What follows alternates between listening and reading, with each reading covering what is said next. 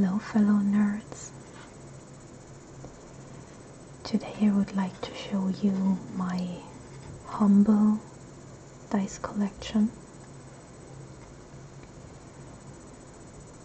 This is nothing special, and I would like to put collection in quotation marks because I don't own that many dice, and only a very few of them are special in any sort of sense. And I'm doing this because I realized that I personally really like the sound of dice being rolled, especially in these wooden dice trays. So I thought maybe this is an ASMR trigger for you as well. And if it's not, just look at my dice tray and my dice, and that's it. That's everything you can gain from this video. Yes, the dice tray. I must admit I'm quite proud of it because I made this myself. This is the bottom part of a small chest. You can still see here and here where the top part would come down and be closed. There was a handle over here in these two holes, and over here the point where it was attached is pretty damaged. I found this in my father's basement. The top part is missing and he wanted to throw it away, but the do-it-yourself crafty part of me said, wait, maybe I'm going to reuse this. I don't know exactly how, but I'm going to. And so it has been sitting in one of my many crafting drawers for years, I think.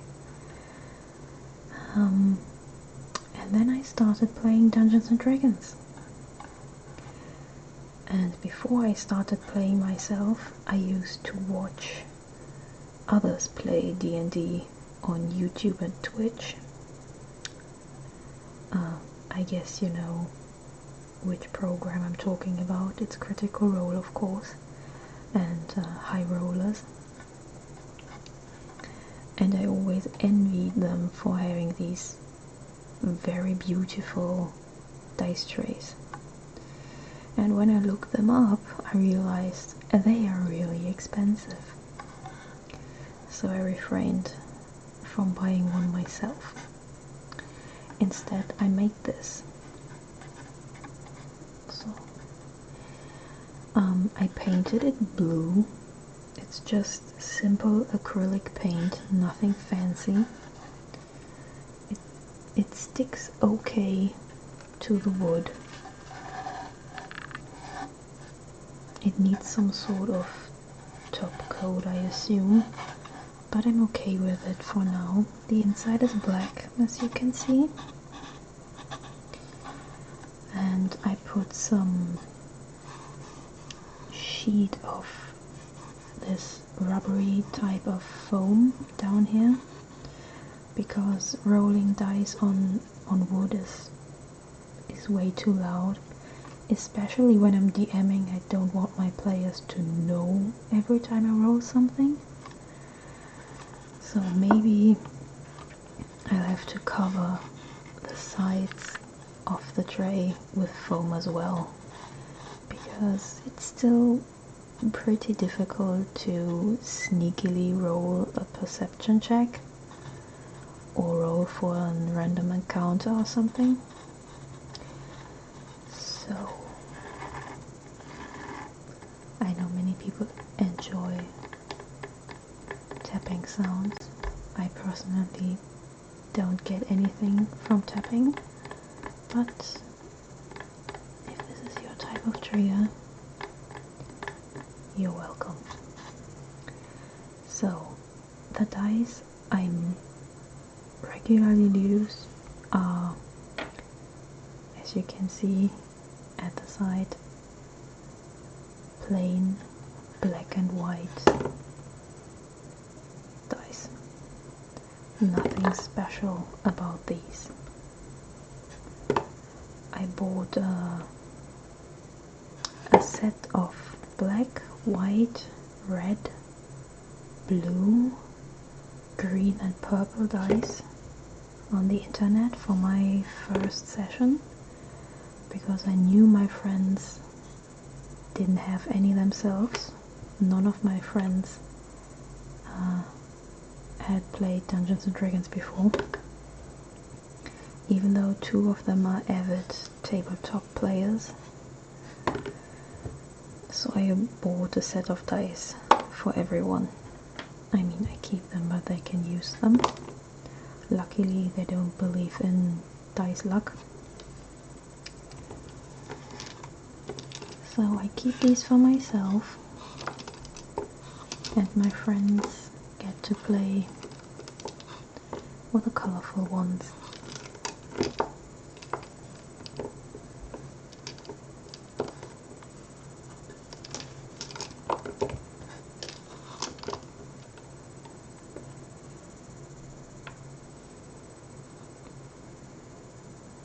And after 5 or 6 sessions, they still need to check what kind of dice they are using. It's so funny. I mean, it happens to me too. I usually have difficulties telling a D12 and a D20 apart, because from afar they look kind of the same, even though they are not the same size.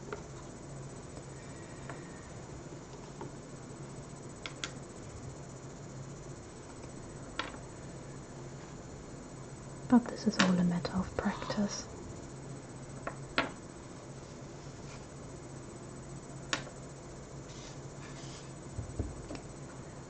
Now,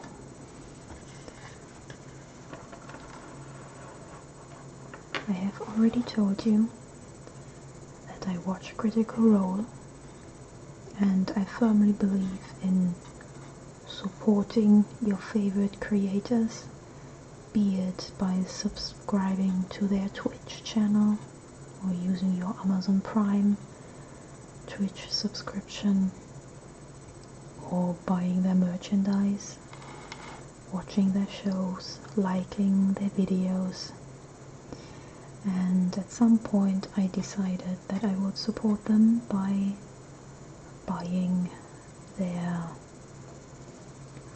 Vox Machina D20 dice set. This came in this very beautiful velvety little bag.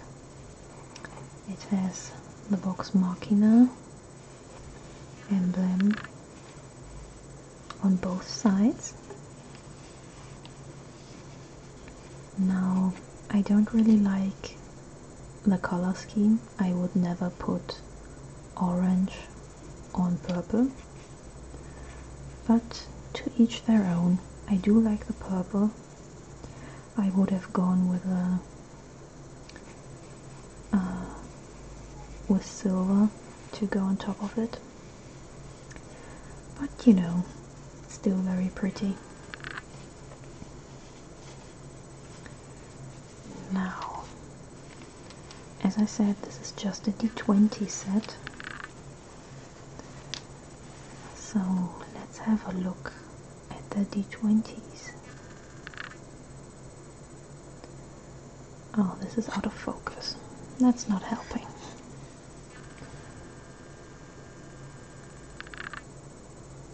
There you go. Focus.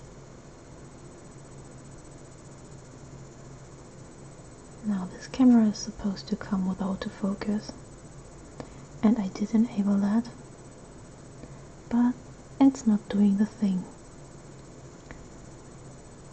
That's a bummer. Anyway, the 20 is always replaced with a symbol designating the character. Now this, and unfortunately you can't see it, is a dagger crossed with a feather. So this is Vaxalidan's die, the rogue. The dagger signifying the rogue, and the feather his connection to the Raven Queen. Let's put this here. Let's see what's next.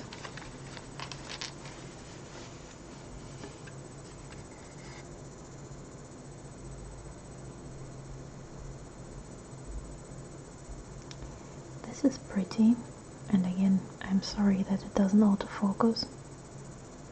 Or does it? No, it doesn't.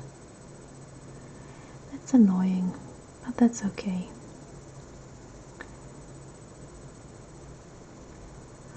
The 20 is substituted by 2 arrows crossed, and in the middle, okay, you can't see it if I'm putting my finger on it, so sorry. 2 arrows crossed with a paw in the middle. So this is Vexalia's die. The 2 arrows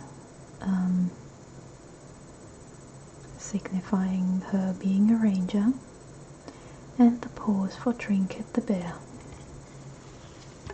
Oops. Which one is next? This is nice. I mean, they are all kind of nice. This is not see-through, but it's crystally. It's not opaque. I do like the dark green of the numbers. Now let's see whose die it is. Now this is, there you go. One last try. Nope, no focus. This is Keyleth's die, and you can see her antlers here, her arcane focus.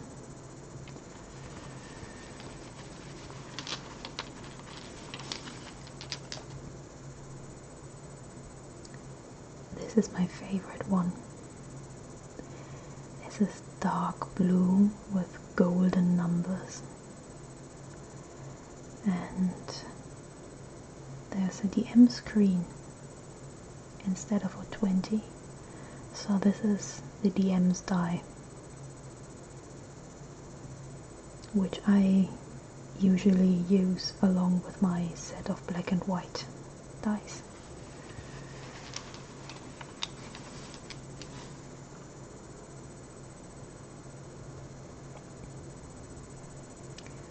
This one is half red and half black, and it has a tankard instead of the 20, so obviously this is Grog's die.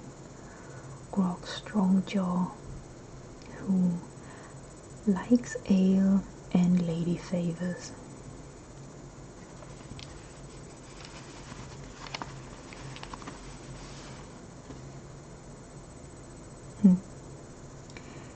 This glittery pink dye is obviously Scanlon's. And here we have the music notes, which you can't see. I do like Scanlon, but I don't like this because I don't like the combination of pink and purple. Also, I'm not a huge fan of glitter, but it fits his character, I think.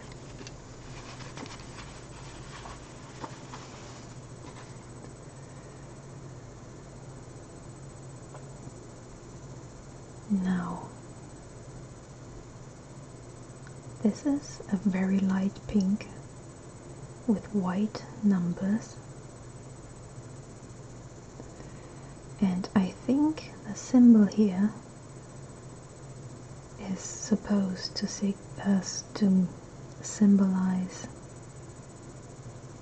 a bullet hole, so I would assume this is Percy's.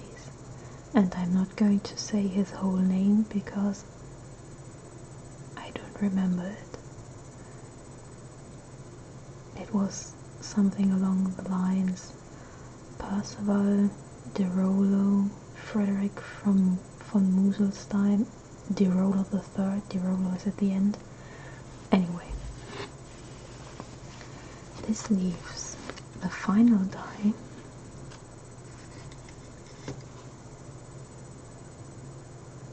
The plain white one, very much like my black and white dice set, golden digits,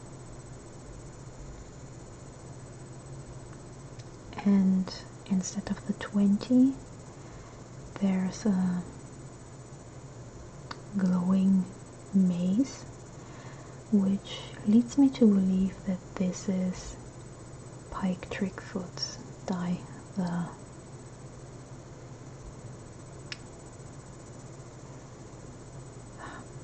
I want to say dwarf, but she's not a dwarf, she's a halfling. I like this one a lot, but I'm not using it because it's almost the same as my... See, they are almost the same tone. This one is a bit darker than this one, but I can't tell them apart, so I'm not using them together. Anyway, this is my humble dice collection, if you can call it that. Well, it's a collection of D20. I think we can agree on that. It's a collection of D20.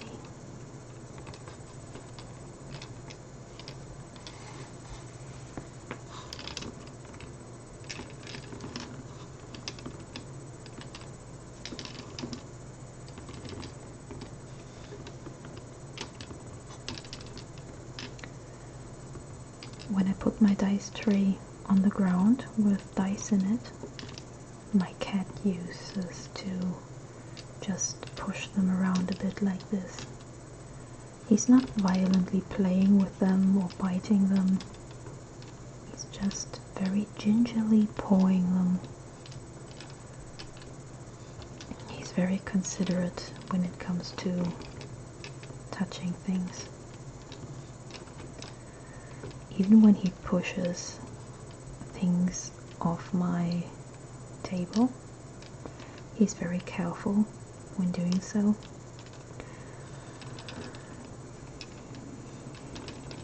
So, let's put these away again.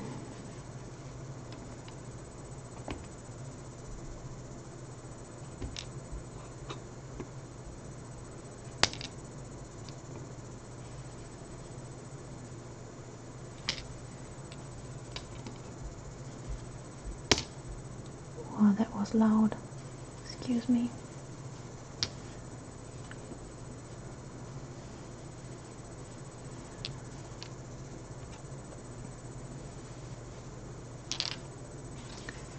So all my dice go into this bag, so I have them ready for use once we get to play again in real life, because we are still socially distancing. We are not under lockdown anymore here where I live in Germany. But my group is still playing via Roll20, which is nice, but I miss rolling physical dice. And close it.